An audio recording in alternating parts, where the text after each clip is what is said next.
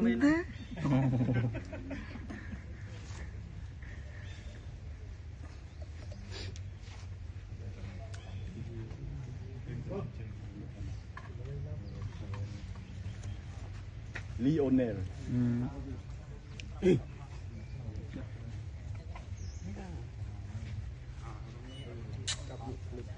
chơi cái pre dẫn tàu vùng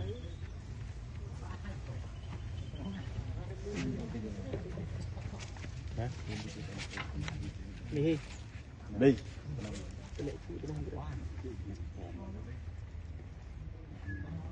trong thế này bằng cái bác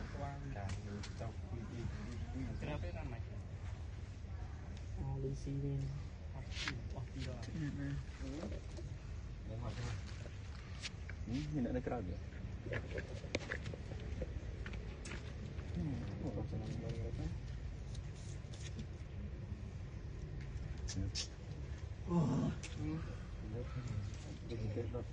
Chụp sầm này.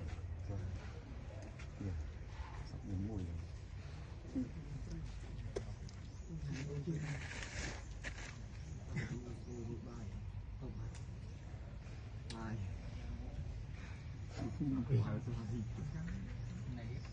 Bút đánh rồi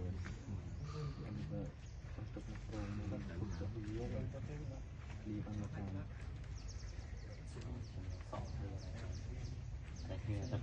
con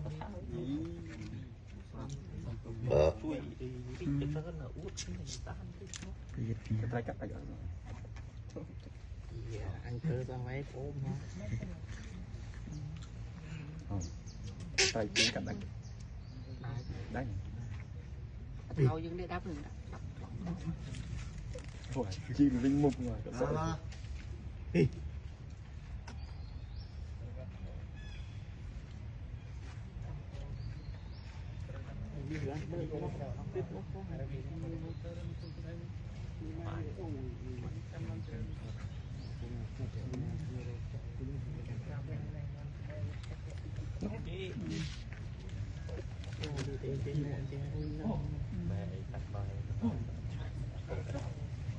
dạ không cả bóc lại bóc không hết đấy không có rồi một đầu ấy chinh phục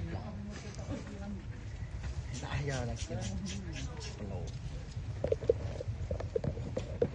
đấy